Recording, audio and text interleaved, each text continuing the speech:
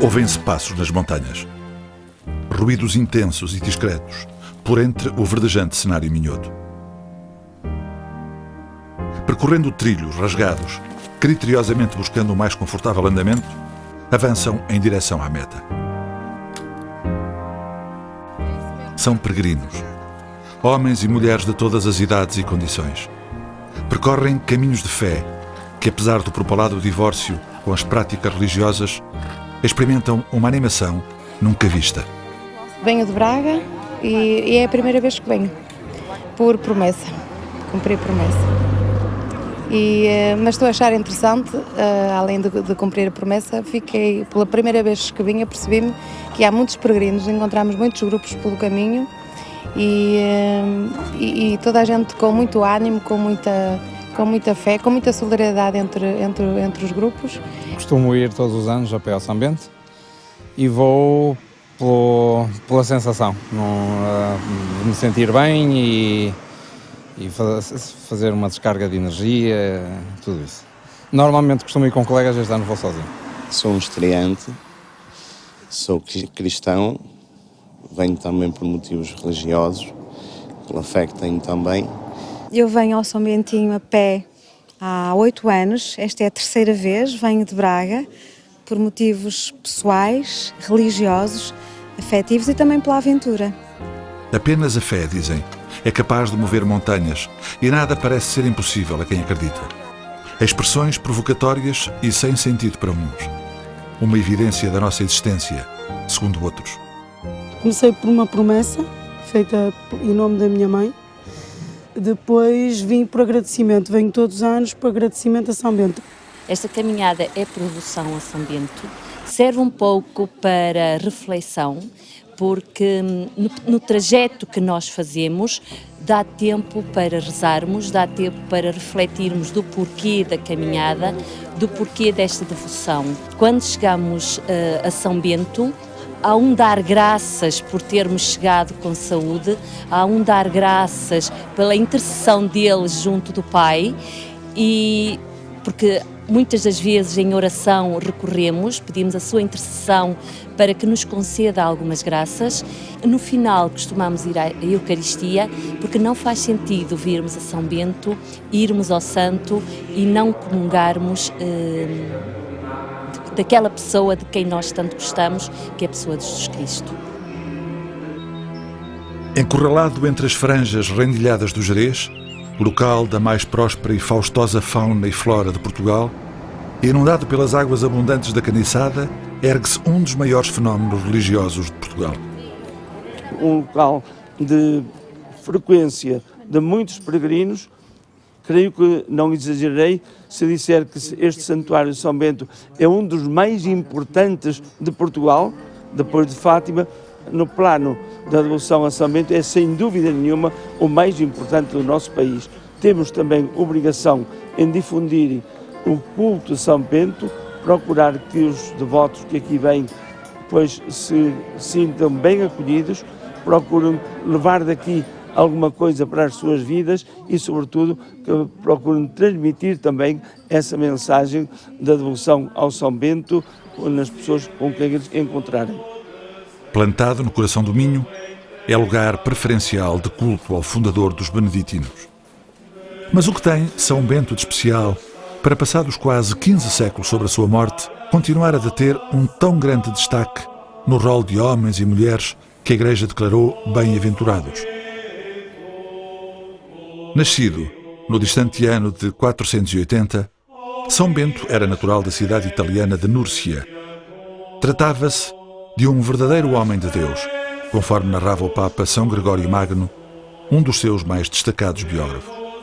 No ano de 480, nasce em Nursia um rapaz e uma irmã gêmea, Bento e Escolástica.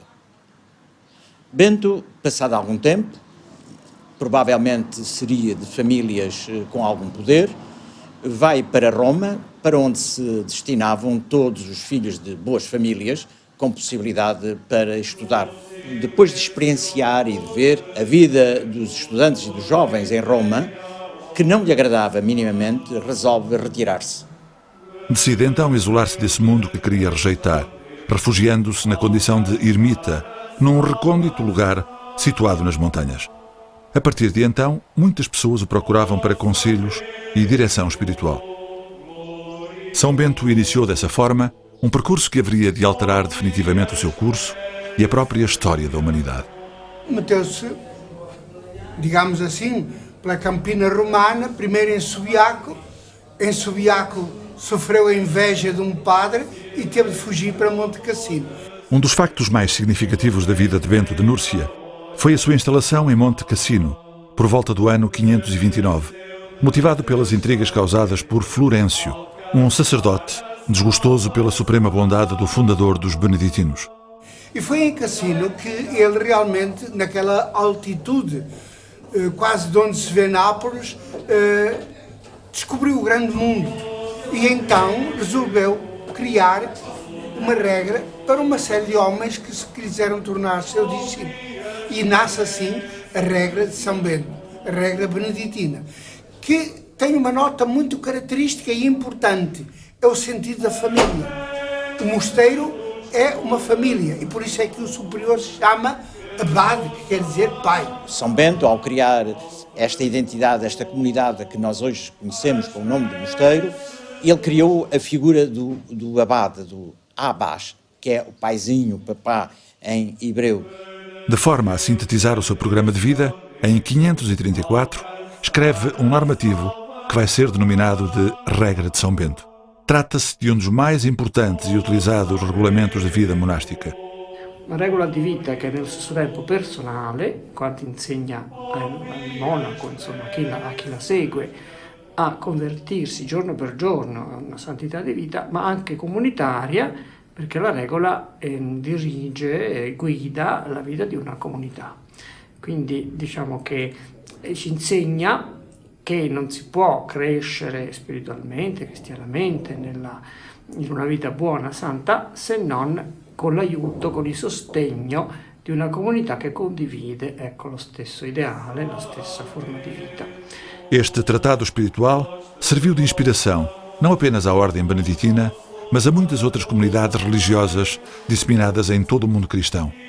Ora et labora, em português, reza e trabalha, é a expressão emblemática de um imenso movimento espiritual nascido da experiência mística de São Bento.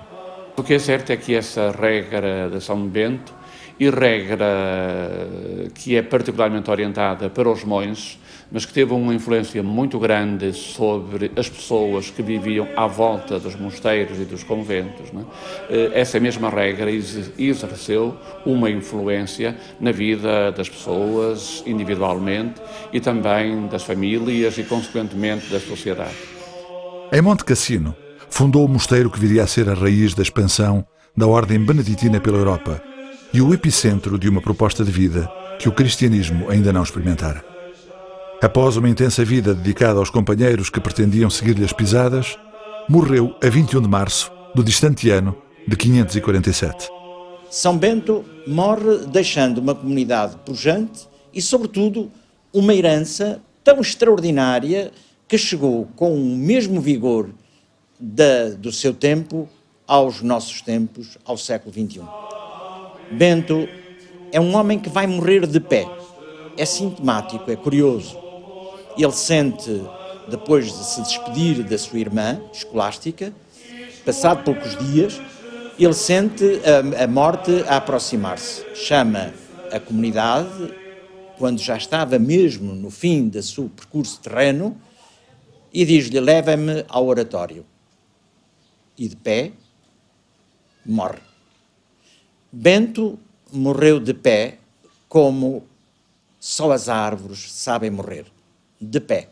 Porque de pé foi toda a sua vida na busca incessante de Deus. Venerado como santo ainda em vida, são-lhe atribuídos inúmeros milagres, alguns durante a sua existência terrena. O primeiro grande milagre descrito por São Gregório Magno é a do crivo, que era um crivo, presume-se, de barro, que a sua ama, que o acompanhou para Roma, partiu e desgostosa, não sabia o que havia de fazer, e São Bento uniu as duas partes e o crivo refez-se. Outro episódio muito curioso é do corvo, e por isso nós encontramos nas imagens que representam São Bento, na maior parte delas, e aqui em São Bento da Porta Aberta ele está presente, um corvo. Havia, como em todas as comunidades humanas, um certo mal-estar pelo rigor que Bento impunha aos monjos, e houve tentativas de o envenenar. E um dia São Bento estava no refeitório a tomar a sua refeição, então, quebrando um pouco o silêncio do que se vive no refeitório onde São Bento tomava a sua refeição, o corvo habitualmente que ia tirar um pedaço de pão que lhe era dado, naquele dia ele foi tirar precisamente o pão que estava envenenado e voou para o exterior, tirando o pão que teria levado à morte de São Bento. Entre os muitos milagres que São Bento realizou durante a sua vida, em muitos deles o São Bento usava a cruz, sobretudo quando respeitava a expulsão do demónio. Me recordo quando trouxeram um possesso à presença de São Bento, e São Bento, depois de implorar a intercessão divina, mostrou a cruz a esse possesso e o demónio deixou imediatamente. Ou então, uma outra situação, quando São Bento estava a construir um dos seus mosteiros e havia uma pedra que, por muitos homens que aplicassem a sua força, não conseguiam mover essa pedra. São Bento reparou que um pouco ao lado estava o demónio. Imediatamente pegou na sua cruz, mostrou-lhe e o demónio desapareceu imediatamente. Daí nós hoje falarmos de fugir como ao diabo da cruz. Os milagres não param por aqui. Há inúmeras situações que se mantêm até à atualidade. O poder de intercessão de São Bento junto de Deus, este poder mantém-se ainda hoje, e nós temos aqui no Santuário de São Bento da Porta Aberta a prova disso, de milhares e milhares de peregrinos que todos os dias do ano que vêm entregar como reconhecimento ao São Bento o testemunho da sua gratidão, que é muito variado ao longo do ano e ao longo dos tempos. A sua morte, contudo, não interrompeu o crescimento do número de cenóbios que seguiam a sua regra. A herança espiritual de Bento de Núrcia haveria de propagar-se por toda a Europa. Há importância histórica da intervenção dele na época em que viveu. Paulo VI proclamou São Bento como o protetor da Europa. São Bento mereceu ser proclamado padroeiro principal de toda a Europa, título que lhe foi atribuído pelo Papa Paulo VI através do breve Passis Nuntius, datado de 24 de outubro de 1964. É considerado o pai do monarquismo no Ocidente. Paulo VI, ao proclamá-lo patrono da Europa, disse que a Europa era simbolizada em três sinais: a cruz, o livro e o arado. E aqui está sintetizada também a vida e a obra de São Bento. O seu lema maior é a paz, procurou sintetizar o Evangelho nesta palavra, traduzida depois no imperativo ora et labora, na oração e no trabalho. E São Bento é importante para a Europa, não tanto por ser Bento, mas pelos monges que lhe seguiram o exemplo. E assim a Europa se vai cobrir de mosteiros beneditinos.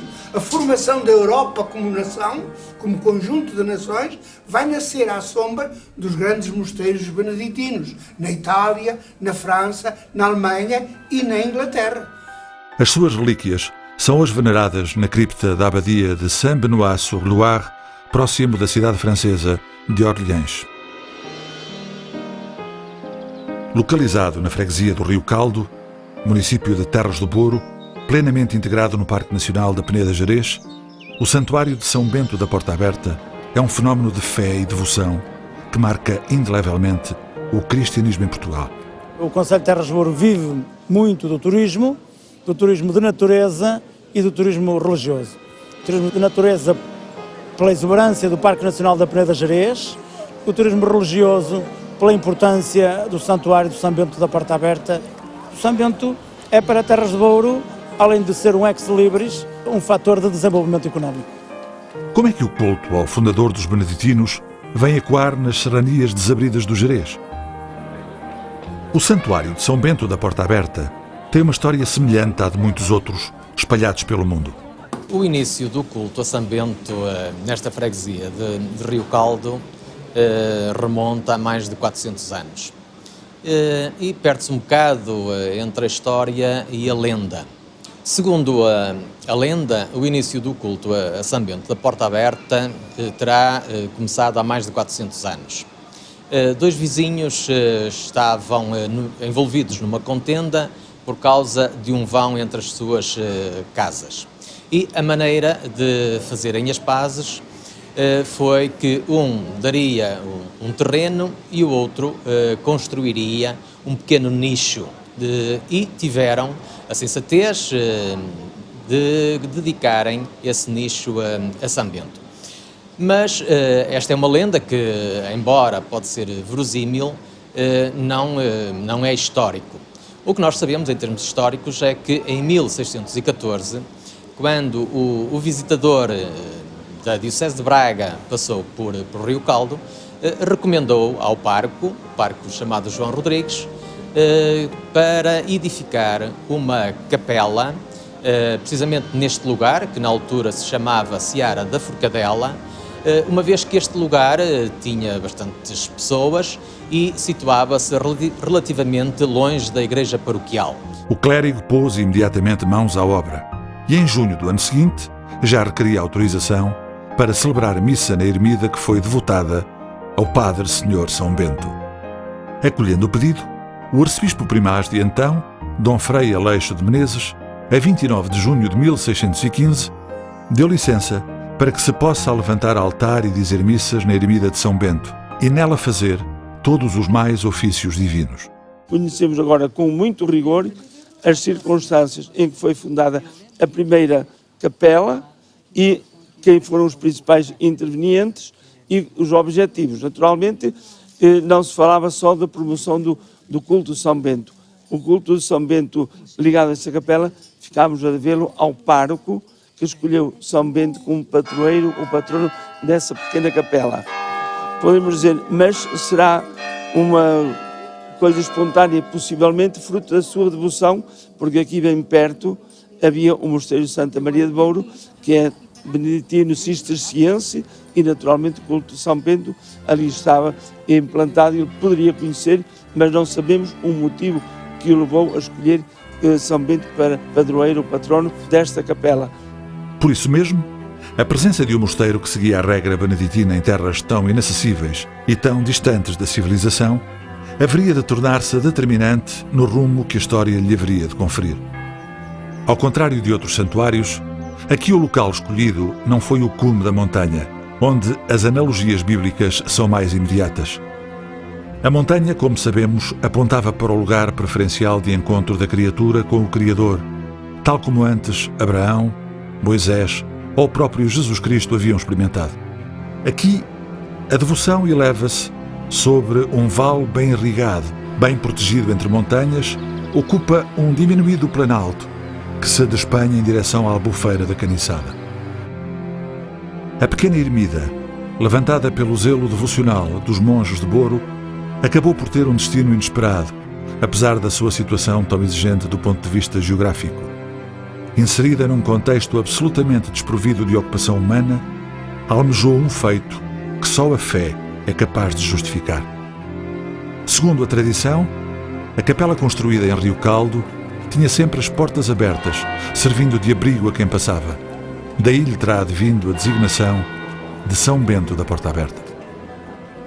Conta-se, isto com base num relato de Frei Nicolaeta, que houve uma mudança de pároco aqui da freguesia de Rio Caldo, quando esse novo pároco toma posse e lhe dizem que esta capela tinha sempre as portas abertas, ele não concordou com essa situação e então ordenou que o sacristão procedesse ao encerramento das portas.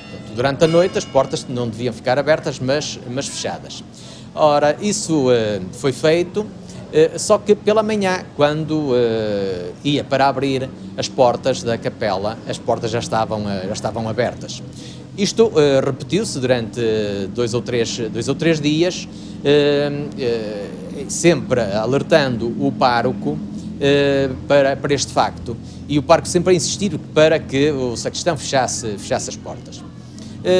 E o sacristão, entendendo que era uma decisão à revelia da vontade de São Bento, demitiu-se do cargo.